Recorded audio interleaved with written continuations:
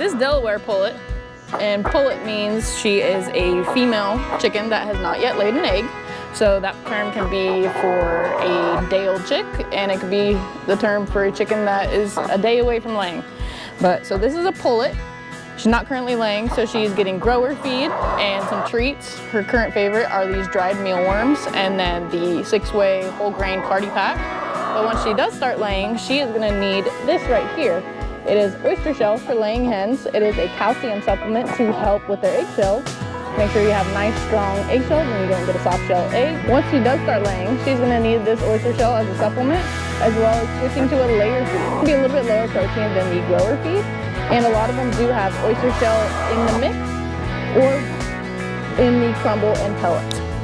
So, right now she's enjoying her 20% grower. She's currently getting complete flock by bar ale.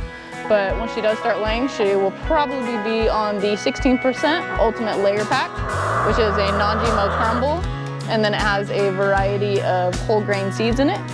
But if we did want to do organic, we also have that option from Bar Ale, as well as Scratch and Peck.